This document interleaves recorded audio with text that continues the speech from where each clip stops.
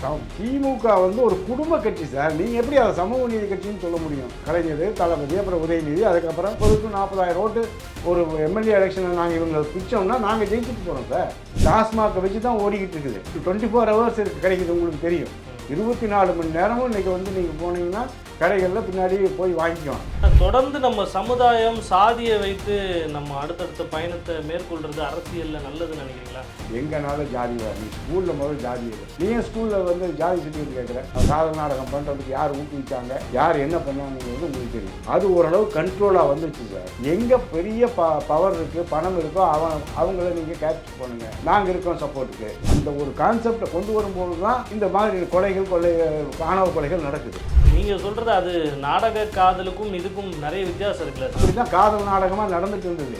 இப்படியாவது பொண்ணுங்களை படிக்க வைக்கிறோம், வெளியில் அனுப்ப. ஆனால் இது சாதி கொலை இல்லைன்றீங்க, நாடக காதல் கொலை இப்படி இருக்கலாம்ல. அது இப்போ இருக்கிறது வந்து சாதிய கொலையாக தான் எல்லாத்துக்கும் படுது. அவங்கள பார்த்து நீங்கள் காதலிக்கிறீங்க. ஏன்னா உங்கள் வளம் பெறணும், நீங்கள் வளமாக வரணும், உங்கள் வாழ்க்கை தரம் ஹையாக இருக்கணும். நீங்கள் அதே ஒரு உங்கள் சமுதாயத்தில் ஒரு ஏழை பொண்ணை இல்லாத பொண்ணை போய் கட்டிப்பீங்களா? டிஎன் நியூஸ் தமிழ் நேயர்களுக்கு வணக்கம். இன்று நம்முடன் விருந்தினராக இருப்பவர் கொங்கு நாடு வேட்டுவ கவுண்டர் முன்னேற்ற சங்கம் தலைவர் முனுசாமி கவுண்டர் அவர்கள். அவரை வரவேற்போம் சார். வணக்கம் சார். வணக்கம் சார். 234 தொகுதியிலையும் 2026 நீங்கள் போட்டியிட போகிறீங்க. என்ன கொள்கையை அடிப்படையில் முன் வச்சு, என்னென்ன திட்டங்களை முன் வச்சு போட்டியிட போகிறீங்க? இப்போது நான் வந்து வேட்டுவ கவுண்டர் சமுதாயத்தை வந்து முன்னேற்றுவதற்காக கொங்கு நாடு வேட்டுவ கவுண்டர் முன்னேற்ற சங்கம்னு ஆரம்பித்தோம். அது வந்து தொடர்ந்து எங்கள் சமுதாய மக்களுக்கு விழிப்புணர்வு ஏற்படுவதற்காக ஒரு 4 மாநாடு, அதாவது என்னென்னா விவசாயிகள் விழிப்புணர்வு மாநாடு, மதிப்பு கூட்டு வரிகள் பற்றி எப்படி மாநாடு, இந்த மாநாடெல்லாம் பற்றி எல்லா விவசாயிகளையும் வர சொல்லி எல்லாத்துக்கும் ஃப்ரீயாக பண்ணி கொடுத்தோம். அந்த விதத்தில் ஒரு விழிப்புணர்வை ஏற்படுத்தணும்னு அந்த சமுதாயத்தை கொண்டு வரும்போது, இது ஜாதி சங்கமாக இருக்குது, நமக்கு வேறு எதுவும் கிடைக்காதுங்கிறதுனால அரசியல் கட்சியாக ஒன்று துவங்கணும்னு முதல்ல என் சமுதாயத்துக்கு நான் தான் வந்து பதிவு பெற்ற ஒரு அரசியல் கட்சியை உருவாக்கினேன். அந்த கட்சியில் நாங்கள் பயணித்து ஒவ்வொரு தேர்தலும் போதும் ஒவ்வொரு அரசியல் கட்சிகளை அப்ரோச் பண்ணி எங்களுக்கு ஏதாவது பிரதிநிதித்துவம் கொடுங்க, எங்கள் சமுதாயம் ரொம்ப வீக்காக இருக்குது. ஏன்னா கல் தோன்றி மண் தோன்றா காலத்தே முன் தோன்றிய மூத்த குடி இந்த வேட்டுவ குடி, ஆதி பழங்குடி. ஆங்கிலேயர் காலத்தில் அடிபட்டு உதப்பட்டு சொத்து சுகங்களையெல்லாம் இழந்து அந்த குற்ற பரம்பரை சட்டம், கைரேகை சட்டத்தினால் பாதிக்கப்பட்ட சமுதாயம் எங்கள் சமுதாயம். அப்படிப்பட்ட சமுதாயத்துக்கு ஆட்சி அதிகாரத்தில் பங்கு இல்லை. எங்களுக்கு ஏதாவது ஒரு குறிப்பிட்ட மக்கள் தொகைக்கு ஏற்ப ஏதாவது ஒன்று. மற்ற கட்சிகள்லாம் இருக்காங்களே சார், உங்கள் சமுதாயத்தை சேர்ந்தவங்க தான் தலைவராக இருக்காங்க. எங்கள் சமுதாயத்துக்குன்னு பார்த்தீங்கன்னா திமுகவாக இருந்தாலும் சரி, அதிமுகவாக இருந்தாலும் சரி, அங்கே வந்து எங்கள் வேட்டுவ கவுண்டர் சமுதாயத்துக்கு ஒன்றிய பொறுப்புக்கு மேலே கொடுக்குறதே இல்லை எந்த பொறுப்பும். நான் எல்லா கட்சியும் கலைஞர் இருக்கிற காலத்திலேயே போய் நான் நேரடியாக பார்த்து எங்கள் சமுதாயத்துக்கு எங்கள் சமுதாயங்கள் வாழ்கின்ற பகுதியிலேயாவது 1-2 ஒன்றிய செயலாளர் பதவியை கொடுங்க.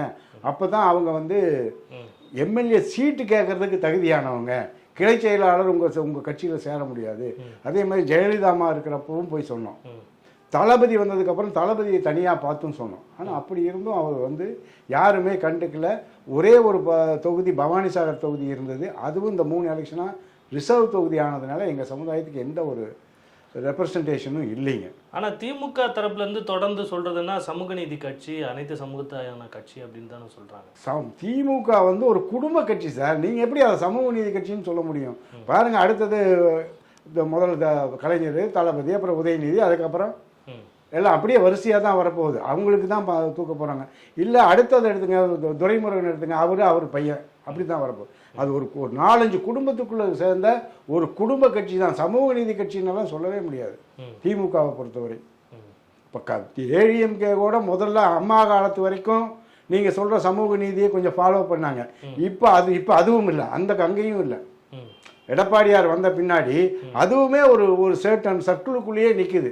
ஒரு குறிப்பிட்ட சமுதாயத்துக்கு மட்டும்தான் கொடுக்குறாங்க. அவருமே சமுதாயத்தை பார்க்குறாருன்றீங்களா எடப்பாடி? உண்மையாக அவர் ஜாதி, அவர் சமுதாயம் வளரணுங்கிறதுல தான் ரொம்ப தீவிரமாக இருக்கார். நீங்கள் எடுத்து பாருங்களேன், இப்போ அவர் சமுதாய சார்ந்த வெள்ளாள கவுண்டர்களுடைய எத்தனை பேர் மினிஸ்டராக இருக்காங்க, எத்தனை எம்எல்ஏ இருக்காங்கன்னு பாருங்க. குறைஞ்சபட்சம் 60 எம்எல்ஏ பக்கமாக இருக்காங்க. அப்படி இருக்கும்போது மற்ற சமுதாயத்துக்கு எப்படி இங்கே கொடுக்க முடியும்? இப்போ எங்கள் கொங்கு பகுதி மேற்கு மண்டலத்தில் எடுத்துட்டிங்கன்னா திண்டுக்கல், கரூர், நாமக்கல், சேலம், ஈரோடு, திருப்பூர், கோயம்புத்தூர் இங்கெல்லாம் பார்த்தீங்கன்னா குறைஞ்சது எங்கள் சமுதாயம் வந்து 40 தொகுதியில் ஒரு குறைஞ்சபட்சம் 25 வாக்காளர்லேருந்து 30,000 வாக்காளர் வரைக்கும் இருக்கும். இப்போ அந்த மாதிரி இருக்கக்கூடியதுன்னா அப்போ வாக்காளர்களே 30,000 பேர் இருக்கணும்னா ஜனத்தொகை எவ்வளோ இருப்பான்னு பார்த்துக்குங்க. அந்த அளவுக்கு நீங்கள் வந்து கொடுத்தா தானே. ஓரிரு சீட்டுகள் கூட கொடுக்க முடியல அப்படின்னா, இப்போ நாங்கள் தனியாக இருந்தோம், பரமத்தியில் எங்கள் சமுதாயத்து சார்பில் நிறுத்தினோம், 9,000 ஓட்டு வாங்கினோம். பவானியில் வந்து நிறுத்தினோம், 1,500 ஓட்டு வாங்கினோம். கோபியில் அந்தியூர் தொகுதியில் நிறுத்தினோம், அங்கேயும் 1,300 ஓட்டு வாங்கினோம். இப்படி நாங்களும் போட்டி போட்டு அவங்களுக்கு எதிராக பண்ணி காட்டுறோம், இருக்கோம், எங்களுக்கு ஏதாவது கொடுங்கன்னா கண்டுக்கவே மாட்டேங்கிறாங்க. இப்போ உங்கள் கட்சியில் அனைத்து சமுதாயத்துக்கு சேர்ந்தவங்களுக்கு சீட்டு கொடுக்குறீங்களா சார்? இப்போ வந்து சார் நாம் இந்த இது ஒழியணும் அப்படிங்கிறதுக்காக தான் இப்போ என்ன செஞ்சோம்னா முதல்ல நான் வந்து 68 சமுதாயத்தின் சீர்பரவனருக்கு நான் செயல் தலைவராக இருக்கேன். அந்த அது என்னன்னா அது குற்றப்பரம்பரை சட்டத்தில் பாதிக்கப்பட்டு ஆங்கிலேயரால் டிஎன்டி நோட்டிஃபைடு ட்ரைப்ஸ்ன்னு இருந்தது. குற்றப்பரம்பரை கைரேகை சட்டம். அப்போ போலீஸ் ஸ்டேஷனில் எங்கே போனீங்கன்னாலும் போலீஸ்கிட்ட போய் கையெழுத்து போட்டு அவங்கள்ட்ட சீட்டை வாங்கிட்டு தான் போயிட்டு வந்து மறுபடியும் அந்த சீட்டை கொடுத்துட்டோம் வீட்டுக்கே வரணும். நைட் ஆனால் போய் ஸ்டேஷனில் படுத்துக்கணும், இல்லைன்னா தலையேறி வீட்டில் படுத்துக்கணும், இல்லைன்னா அங்கே இருக்கிற கணக்கு பிள்ளை வீட்டில் மணியார் வீட்டில் தான் படுத்துக்கணும். நீங்கள் குழந்தை குட்டிகளோட கூட படுக்க முடியும், அந்த அளவுக்கு சிரமப்படுத்தினாங்க. 1980 எம்ஜிஆர் கவர்மெண்ட்டில் வந்து என்ன பண்ணிட்டாங்கன்னா அந்த டிஎன்டின்னு இருந்தது டிஎன்சின்னு மாற்றிட்டாங்க, டிநோட்டிஃபைடு கம்யூனிட்டின்னு மாற்றிட்டாங்க. ட்ரைப்ஸ்ன்னு இருந்தது பழங்குடிங்கிறத கம்யூனிட்டியை சமுதாயமாக மாற்றினாங்க. அதுக்கு அடுத்து வந்த எலெக்ஷனில் எம்ஜிஆர் படுதோல்வி அடைஞ்சார். அதை பார்த்துட்டு அவர் என்ன பண்ணிட்டார், போட்ட ஜிஓ வித்ட்ரா பண்ணிட்டார். வித்ட்ரா பண்ணியதை இந்த அரசு அதிகாரிகள் யாருக்கும் வெளியில் தெரியாமல் அந்த டிஎன்சினே கொண்டு வந்துட்டு இருந்தாங்க. அப்படின்னே கொண்டு வந்தோன்னா எங்களுக்கு வந்து மத்திய அரசால் கிடைக்கக்கூடிய சலுகைகள் எதுவுமே கிடைக்கிறதில்ல. ஸ்காலர்ஷிப்பு மற்றும் கிட்டத்தட்ட வருஷம் 1,500 கோடிக்கு மேலே செலவு. உங்களுக்கு தெரியும் மோடிக்கு வந்து பழங்குடியினருக்கு எவ்வளோ பண்ணுறாருங்கிறது உங்களுக்கு நல்லாவே தெரியும். அப்படி இருக்கும்போது அந்த சலுகைகளை நாங்கள் பெற முடியல. 2013 தொடர் போராட்டம் பண்ணி எடப்பாடி கவர்மெண்ட்டுக்கிட்ட போராட்டம் பண்ணதை வச்சு அதுல்யா மிஸ்ரா கமிஷன் ஒன்று ஆரம்பித்து அதில் வந்து ஒரு 5 ஐஏஎஸ் அதிகாரிகளை போட்டு தமிழ்நாடு பூரா இந்த மாதிரி ஒரு அமைப்பு இந்த மாதிரி ஒரு சாதி சான்று கொடுக்கப்பட்டதா அப்படின்னு எல்லா இடத்துலையும் கேட்டு, இது இல்லாமல் ஆந்திரா, கர்நாடகா எல்லா பக்கமும் போய் கேட்டு ஆமாம் இருந்தது உண்மை தான். அவங்களுக்கு இந்த ஷெட்யூல் கேஸ்ட் இல்லை இது வருமா இல்லை ட்ரைப்ஸ் வந்து இது தனி சார். எஸ்சி, எஸ்டி, டிஎன்டி, அதுக்கப்புறம் பிசி, எம்பிசி, பிசி அப்படி வரும். அப்படி வந்தது அதுல்யா மிஸ்ரா கமிஷன் வந்து எங்களுக்கு வந்து நல்லா டெவலப் பண்ணி கொடுக்கலான்னு சொல்லி ஒரு அறிக்கையை சமர்ப்பித்தாங்க. அந்த அறிக்கையை பேஸ் பண்ணி எடப்பாடி கவர்மெண்ட் வந்து 18/3/2019 8/3/2019 போட்டாங்க. ஜிஓ 26, ஜிஓ 28ன்னு போட்டு இவங்களுக்கு வந்து ஜாதியை கொடுக்கணும். அது என்ன ஆகி போச்சுன்னா அந்த அதிகாரிகள் வந்து வேணும்னே 2 இரட்டை சாதி சான்றிதழ் கொடுத்தாங்க. எனக்கு ஒருத்தனுக்கு டிஎன்சின்னு ஒரு சர்டிஃபிகேட்டு, டிஎன்டின்னு ஒரு சர்டிஃபிகேட். ஒரு ஆளுக்கு உலகத்திலேயே எங்கேயும் இல்லாததை ஒரு மனிதனுக்கு 2 ஜாதி சான்று. டிஎன்சி வந்து தமிழ்நாட்டுக்கும் டிஎன்டி வந்து சென்ட்ரல் கவர்மெண்ட்டுக்கும் நீங்கள் போய்க்குங்க அப்படின்னு சொல்லி கொடுக்குறாங்க. அதை வந்து அதையும் வேண்டாம்னு சொல்லி போராடினா அதுக்குள்ளே எலெக்ஷன் வந்தது. அப்புறம் 10.5 உங்களுக்கு தெரியும் கொண்டு வந்தார். அதை எதிர்த்து நாங்கள் தான் போட்டோம். ஏன்னா அதில் பெருசாக பாதிக்கப்பட்டது நாங்கள் தான். எம்பிசியில் இருக்கக்கூடிய 68 சமுதாயம் நாங்கள். எம்பிசி டிஎன்சி 2 ஒன்று தான். அதுக்கு வந்து 10.5 கொடுத்துட்டா ஒரு சமுதாயத்துக்கு. நாங்கள் வந்து இங்கே 117 சமுதாயம் இருந்தோம் எம்பிசியில். ஒன்றுக்கு வந்து போயிடுச்சுன்னா 116க்கு வந்து 7.5%.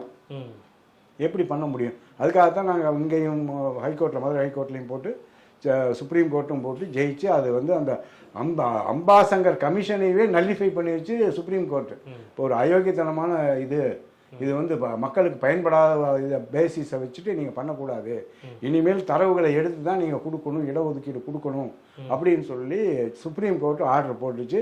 அதை வச்சுக்கிட்டு இன்னுமே வந்து பாமக நிறுவனர் எங்களுக்கு கொடுங்கன்னு சொல்லி இப்போ இந்த கவர்மெண்ட்டுக்கிட்ட கேட்டுட்டு இருக்கிறாங்க. 7.5 வச்சு தான் எடப்பாடியாரும் இப்போ வந்து பிரச்சாரத்தை பண்ணிட்டு இருக்காரு. அந்த 7.5 இல்லை அதுதான் நல்லிஃபை ஆகி மறுபடியும் 20 ஆகிடுச்சு. 7.5 நீங்கள் சொல்கிறது மெடிக்கல் சீட்டில் கவர்மெண்ட் ஸ்கூலில் படிக்கிறவங்களுக்கு 7.5 மெடிக்கல் சீட்டு. அந்த 7.5 அது ஒரு நல்ல இதுதான் அவங்களுக்கு.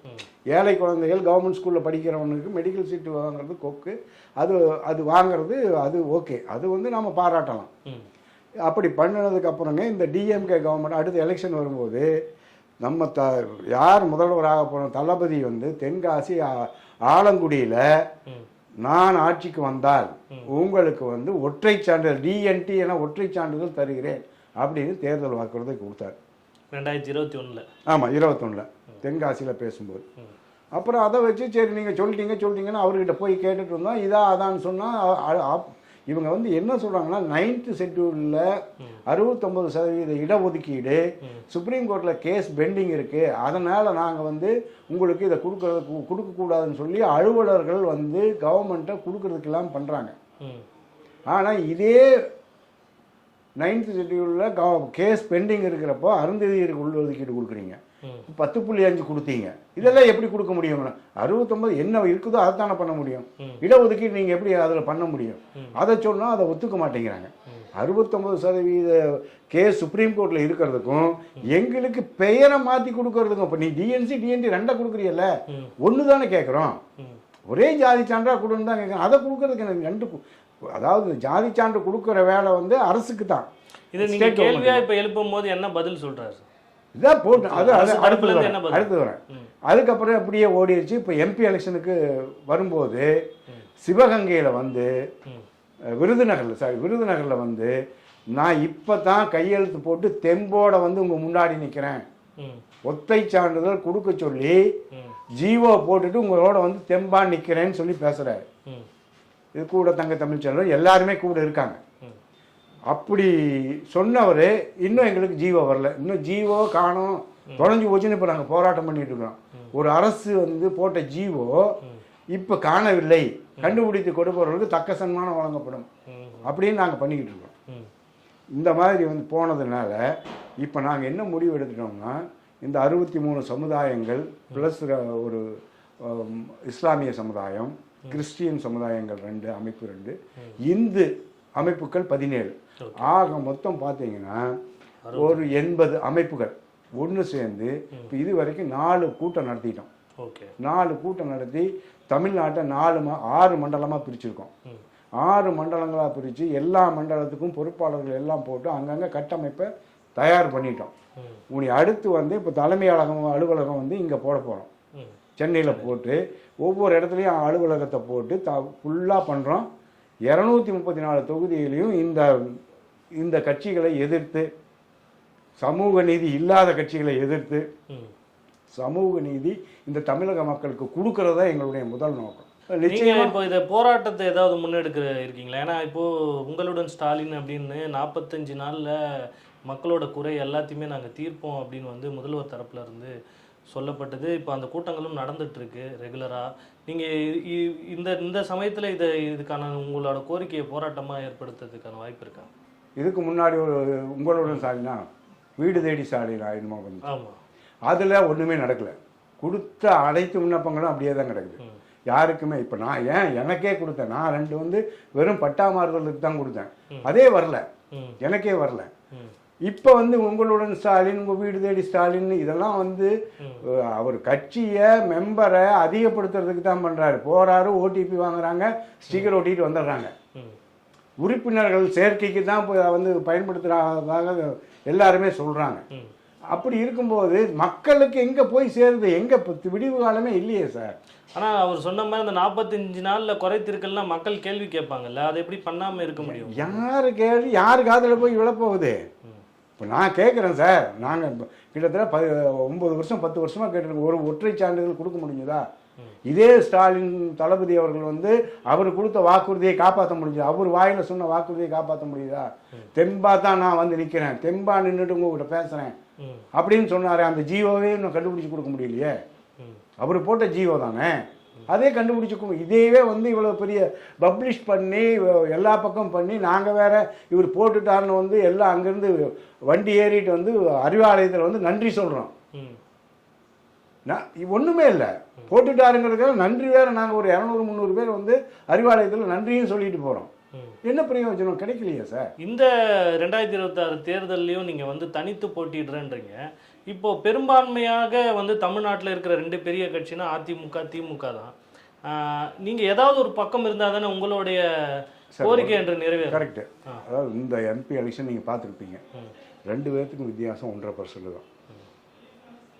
மொத்த ஓட்டு போட்டிங்கன்னா இந்த 1.5% ஓட்டில் தான் இவங்க வந்து எம்எல்ஏ ஆகட்டும் எம்பி ஆகட்டும் 2 பேர்த்துக்கு இருக்கக்கூடியது 1.5% தான் வித்தியாசம். இதில் வந்து என்னென்னா ஜெயிக்கிறது தோக்கிறது அங்கே இருக்கிற சமுதாய மக்கள் வச்சு தான், அவங்களுடைய ஓட்டை வச்சு தான். இப்போ எங்களை எடுத்துட்டிங்கன்னா 80 சமுதாயத்துக்கும் நாங்கள் என்ன கணக்கு போட்டிருக்கிறோன்னா, ஒரு சமுதாயத்துக்கு 500 ஓட்டு. ஒரு எம்எல்ஏ எலெக்ஷனில் ஒரு தொகுதியில் ஒரு சமுதாயம் வந்து 500 ஓட்டு வாங்கி கொடுத்துடணும் நம்ம ஆட்கள், அவ்வளோதான். அது வாங்கினா போதும் எங்களுக்கு. நாங்கள் 30 to 40,000 ஓட்டு ஒரு எம்எல்ஏ எலெக்ஷனில் நாங்கள் இவங்களை பிச்சோம்னா நாங்கள் ஜெயிச்சுட்டு போகிறோம் சார். இது சிம்பிளான கான்செப்ட் தான், எங்களால் முடியும். அந்த அளவுக்கு வந்து எல்லாருமே இப்போ கோபமாக இருக்கோம், வெறியாக இருக்கோம். ஒரு எதுவுமே நடக்கலை. இப்போ நாடு ரொம்ப மோசமான, ஒன்லி டாஸ்மாகை வச்சு தான் ஓடிக்கிட்டு இருக்குது. டாஸ்மாக்கு வந்து இப்போ 24 hours இருக்குது, கிடைக்குது. உங்களுக்கு தெரியும், 24 மணி நேரமும் இன்றைக்கி வந்து நீங்கள் போனீங்கன்னா கடைகளில் பின்னாடி போய் வாங்கிக்கலாம். ஒரு கட்டுப்பாடும் கிடையாது. இப்போ நம்ம தமிழக மக்களை இப்படி சீரழிச்சா எப்படி பண்ண முடியும்? நீங்கள் மறுபடியும் டெவலப் ஆகிறதுக்கு எங்கே இருக்குது? ஒன்றுமே இல்லையே. ஒரு தொழில் தொடங்கலை, ஒரு வருமானம் இல்லை, ஒரு கம்பெனி, ஒரு மில்லு, எதுவுமே இல்லையே சார். வளர்ச்சிக்கான வேலைகளே இல்லாமல் இந்த வருமானத்தை வச்சே நம்ம நாட்டை நடத்தணும்னா எப்படி? தொடர்ந்து நம்ம சமுதாயம் சாதியை வைத்து நம்ம அடுத்தடுத்த பயணத்தை மேற்கொள்கிறது அரசியலில் நல்லதுன்னு நினைக்கிறீங்களா? ஏன்னா சமீபத்தில் வந்து சாதிய படுகொலை நடந்திருக்கு திருநெல்வேலியில். இது தொடர்ந்து நடந்துட்டு இருக்கு. போன ஆட்சியில் பார்த்தீங்கன்னா ஒரு 5, இந்த ஆட்சியில் ஒரு 5, அப்படி கணக்கு இல்லாமல். சார் நாங்கள் வந்து எந்த ஜாதியும் ஒதுக்கலை. இப்போ எங்களதில் வந்து எல்லா எஸ்சி எஸ்டி எல்லா சமுதாய சார்ந்தவங்களையும் சேர்த்து தான் நாங்கள் போகிறோம். எங்கனால ஜாதி நீ ஸ்கூலில் முதல்ல ஜாதி எடு, ஸ்கூல் சர்டிஃபிகேட்டில் ஜாதி எடு, எல்லாத்துக்குமே வந்துடுது. எதுக்கு யார் என்ன ஜாதின்னு யாருக்கு தெரிய போகுது? நீ ஏன் ஸ்கூலில் வந்து ஜாதி சர்டிஃபிகேட் கேட்குற? இப்போ அது எதுக்காக கேட்குற? ஒன்று. ரெண்டாவது, நீங்கள் அரசாட்சி பண்ணும்போது உங்களுக்கு தேவையான ஆட்கள் எந்தெந்த சமுதாயத்துக்காரனும் அந்தந்த சமுதாயத்துக்காரனுக்கு தான் நீங்கள் சீட்டு கொடுக்குறீங்க. மற்றவங்களை ஒதுக்குறீங்களா இல்லையா? ஒதுக்கி தானே கொடுக்குறீங்க, சீட்டு கொடுக்குறதே இல்லையே நீங்கள்.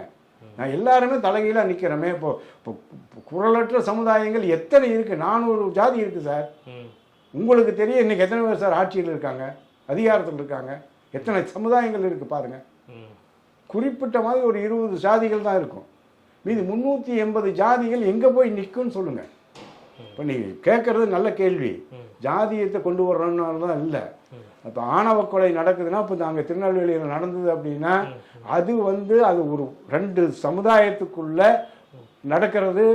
அதுக்கு வந்து இந்த ஆட்சியாளர்கள் துணை போகிறது இல்லைன்னா வந்து யாருமே பண்ண மாட்டானு அவ்வளோ தைரியமாக. இது வரைக்கும் நடந்ததா? அப்படி இல்லை. இவங்க வந்து ஒரு பக்கம் நின்று சப்போர்ட் பண்றாங்க. அவங்க திருநெல்வேலியிலேயே பல சம்பவம் இந்த 5 வருஷத்துல நடந்திருக்கு. திருநெல்வேலி அதிக கிரைம் கொண்ட ஒரு நகரமா மாறிக்கிட்டு வருது அப்படின்றது தான் இன்னைக்கு பரவாயில்ல. காரணம் என்னன்னா, திருநெல்வேலியில வந்து உங்களுக்கு ஒரு குறிப்பிட்ட சமுதாயத்துக்கும் போட்டி பொறாமைகள் அதிகமாகுது. அங்க வந்து பாத்தீங்கன்னா திருநெல்வேலி தான் அவங்களுக்கு ஒரு அளவுக்கு தொழிலும் படிப்பும் நல்லா டெவலப் ஆகி வரக்கூடிய ஒரு மாவட்டம். அந்த மாவட்டத்தில் இந்த மாதிரி நடக்குது அப்படின்னா இன்றைக்கி தான் குழந்தைங்கள வெளியில் அனுப்புகிறாங்க. இந்த குழந்தைங்க வெளியில் வந்து பழகிறது போகிறது வர்றது எல்லாம் ஒரு சில சமுதாயங்கள் இதையவே. இப்போ நான் வந்து ராமதாஸோட 32 மாவட்டமும் போனேன். எதுக்காக? காதல் நாடகம் பண்ணி அதை வந்து குடும்பங்களை எல்லாம் கெடுக்கிறாங்கன்னு மாவட்டமாக கூட்டம் போட்டு சொன்னோம். 32 டிஸ்ட்ரிக்டும் போனோம். அப்போ வந்து மெயினாக யார் எதிர்த்தோம்னா, நம்ம உங்களுக்கு தெரியும் யார் எதிர்த்து இதை காதல் நாடகம் பண்ணுறதுக்கு யார் ஊக்குவிச்சாங்க, யார் என்ன பண்ணாங்கிறது உங்களுக்கு தெரியும். அது ஓரளவு கண்ட்ரோலாக வந்துச்சு சார். நாங்கள் இந்த 3 வருஷம் 4 வருஷம் போகும்போது ரொம்ப கண்ட்ரோலாக வந்துச்சு. ஆனால் அதுக்கு பின்னாடி பார்த்தீங்கன்னா இப்போ தான் ஆரம்பிச்சிருக்குது மறுபடியும் அந்த ஆணவ கொலை. ஒன்று நம்ம யுவராஜ் பண்ணது தான். அதுக்கு பின்னாடி ஒன்றும் பெருசாக ஆகலை. அங்கே ஒன்று இங்கே ஒன்று தான் ஆச்சு. தொடர்ந்து இருக்குது சார், தொடர்ந்து வந்துட்டு தான் இருக்குது. இந்த ஆட்சியும் இல்லை, போன ஆட்சியிலையும் நிறைய அதான் ஆணவ கொலைகள் ஜாதிய வளர்ப்புனாலையெல்லாம் வர்றதில்லை சார். ஜாதி ஒரு குறிப்பிட்ட ஜாதிகள் வேண்டுமென்றே செய்கிறது தான். அதனால் அது வந்து நம்ம தடுக்கவும் முடியல, ஊக்குவிக்கவும் முடியல. தடுக்க போனால் கொலைகளாக மாறுது, ஊக்குவிச்சோம்னா அது வேற மாதிரி போயிடுது. அதனால இந்த மாதிரி ஒரு சட்டம் எடுத்துட்டு வரணும் அப்படின்னு தான் சொல்றேன். இதுக்குன்னு ஒன்று சட்டத்தை நிரந்தரமாக போட்டால் தான் இந்த மாதிரி எல்லாம் கொஞ்சம் பயம் வரும். நாம் அப்படி செய்யக்கூடாதுங்கிறது ரெண்டு சைடும் வரும். பெண்கள் சைடாக இருந்தாலும் சரி, ஆண்கள் சைடாக இருந்தாலும் சரி, ரெண்டு பக்கமும் அது கட்டுப்படுத்தணும். நீ இதை செஞ்சீங்கன்னா இந்த மாதிரி பனிஷ்மெண்ட்டு, நீ இதை செய்யக்கூடாது, இது இந்த மாதிரிலாம் பண்ணுவோம் அப்படின்னா கொஞ்சம் வீட்டில் இருக்கிறவங்களே சொல்லுவாங்கல்ல சார். இன்னைக்கு வீட்டில் இருக்கிறவங்க என்னங்கிறான், ஒரு தாழ்த்தப்பட்ட சமுதாயமாக இருந்தாலும் சரி, அதாவது வளர்ந்த சமுதாயமாக இருந்தாலும் சரி, அவங்க இல்லைனாலும் எங்கே பெரிய பவர் இருக்குது, பணம் இருக்கோ அவங்கள நீங்கள் கேப்சர் பண்ணுங்கள், நாங்கள் இருக்கோம் சப்போர்ட்டுக்கு அப்படிங்கிற அந்த ஒரு கான்செப்டை கொண்டு வரும்போது தான் இந்த மாதிரி ஆணவ கொலைகள் நடக்குது. நீங்கள் சொல்கிறது அது நாடக காதலுக்கும் இதுக்கும் நிறைய வித்தியாசம் இருக்குல்ல சார். ஒருத்தன் காதலித்து அவரை வந்து காதல் அந்த வீட்டுக்கே தெரியுது, அவங்க மறுக்கிறாங்க, மறுக்கும்போது அது கொலையாக மாறுதுன்றது அது வேற ஒரு பரிமாணம் இல்லை சார். நீங்கள் சொல்கிறது வந்து இல்லை, அந்த சொத்துக்காக அப்படிதான் முதல்ல அப்படிதான் காதல் நாடகமாக நடந்துட்டு இருந்தது. இப்போ அதான் அங்கொன்று இங்கொன்று நடக்குது. அதுவும் திருநெல்வேலி மாவட்டத்தில் நடக்குதுன்னா அதுக்கு இதுதான் சார் காரணம். எப்படியாவது பொண்ணுங்களை படிக்க வைக்கிறோம், வெளியில் அனுப்பணும். ஆனால் இது சாதி கொலை இல்லைன்றீங்க, நாடக கொலை அப்படின்றீங்களா, நாடக காதலுக்கான கொலை அப்படின்றீங்க. அப்படியே இருக்கலாம்ல. இப்போ எப்படி நீங்கள் நமக்கு தெரியும்ப்பா, இல்லை யார் அதில் வந்து பெரிய இல்லை, சிறு வயதுலேருந்து 2 பேரும் பழகியிருக்காங்க, பழகி நண்பர்களாக தான் இருந்திருக்காங்க. அவங்க வீட்டுக்கே தெரிஞ்சிருக்கு, வீட்டுக்கு தெரிஞ்சு வீட்டில் இருக்கிறவங்க வந்து அதை வந்து ஏற்க மறுக்கும்போது தனியாக ஒரு இடத்துல இவங்க வந்து சந்திக்கும் போது இந்த விஷயங்கள்லாம் நடக்குது. இந்த கொலையை வந்து நீங்கள் வந்து சாதிய கொலையாக ஏற்றுக்கிறீங்களா இல்லை நாடக காதல்னு சொல்கிறீங்களா நான் கேட்குறேன் சார். அது இப்போ இருக்கிறது வந்து சாதிய கொலையாக தான் எல்லாத்துக்கும் படுது. ஆனால் பேசிக்காக போய் பார்த்தீங்கன்னா தான் தெரியும் என்னங்கிறத. ஆரம்பத்துலேருந்து பார்க்கும்போது தான் தெரியும். ஏன்னா யாருக்கும் வந்து டக்குன்னு காதல் வர்றது அந்த கண்டதும் காதல் கொண்டதும் காதல் அந்த மாதிரி உடனே நம்ம அந்த மாதிரி சீதாராமன் காதல் மாதிரியெல்லாம் இல்லை. அந்த காதல் வேறு. இன்னைக்கு அப்படி இல்லை. எல்லாமே வந்து இப்போ நீங்கள் வந்து ஒரு ஆஃபீஸில் இருக்கிறீங்க, நீங்கள் ஒரு டிஎஸ்பியாக இருக்கீங்க அல்லது வேறு ஒரு ஆஃபீஸில் இருக்கீங்கன்னா அங்கே யார் உங்களுக்கு தேவையோ அவங்கள பார்த்து நீங்கள் காதலிக்கிறீங்க. ஏன்னா உங்கள் வளம் பெறணும், நீங்கள் வளமாக வரணும், உங்கள் வாழ்க்கை தரம் ஹையாக இருக்கணும். அதுக்காக 2 பேரும் நல்ல போஸ்டிங்கில் இருந்தால் நல்லா இருக்கலாம் அப்படிங்கிறதுக்கு. நீங்கள் அதே உங்கள் சமுதாயத்தில் ஒரு ஏழை பொண்ணை இல்லாத பொண்ணை போய் கட்டிக்குவீங்களா? நீங்கள் ஒரு ஆஃபீஸர் நல்ல கேடர் இருக்கீங்க, நீங்கள் ஒன்றுமே இல்லாதவங்க போய் காதலுக்கும் அதுக்கும் சம்பந்தம். காதல் அப்படிதான் பணத்துக்கும் எதுக்குன்னா இல்லை, காதல் அப்படி தான் வருது. நான் அதை சொல்றேன். அப்படி மட்டும் வருதுன்றது தவறு இல்லை சார். அப்படி தவறு இல்லை, இன்னைக்கு அப்படி நடக்குதுன்னு சொல்ல வரேன். அதாவது முழுசுமா இல்லை, ஒரு சிலர் அந்த மாதிரி வந்து அப்படி தான் பண்ணுறாங்க. வேற அதை ஒன்றும் நாமளும் சொல்ல முடியாது. ஸோ இப்போ ஐஏஎஸ் கேடரில் பாருங்கள், நான் ரெகுலராக பார்த்தது ஐஏஎஸ் பாஸ் பண்ணுற பசங்களுக்கு பாஸ் பண்ணிவிட்டு அவங்க ட்ரைனிங் போகிறாங்க இல்லைங்களா, ட்ரைனிங் போயிட்டு வரும்போது அவங்க அங்கே செட் பண்ணிக்கிறாங்க. அவங்களுக்குள்ள 2 பேரும் காதலாக வந்து வீட்டுக்கு வந்து நேரடியாக சொல்லி நாங்கள் 2 பேரும் லவ் பண்ணுறோம், அங்கே மேரேஜ் பண்ணிக்கிறாங்க. இப்போ அந்த லெவலுக்கு பார்க்கும்போது அது அப்படி போயிடுது. இப்போ நம்ம பையன் நமக்கு போயிடறான்ல சார், பையனோ பொண்ணோ யாராக இருந்தாலும் நம்ம கஷ்டப்பட்டு அவன் ஐஏஎஸ் வரைக்கும் கொண்டு வந்து நம்ம சமுதாயத்துக்கு ஒரு வாய்ப்பு இல்லாமல் போகுதில்ல, அது போயிடுதல்ல சார். வேற ஒரு சமுதாயம் தானே அதுக்காக விரும்பாத ஒரு விஷயத்த பண்ணலாமா சார்? நம்ம அதைத்தான் பண்ணக்கூடாது. அதைத்தான் நானும் உங்ககிட்ட சொல்லிட்டேனே. நிச்சயமா சார், நிறைய விஷயங்கள் பேசுனீங்க, நிறைய மக்களுக்கான கருத்துக்களும் சொன்னீங்க. உங்கள் நேரத்துக்கு ரொம்பவே நன்றி சார். நன்றி. வணக்கம் சார்.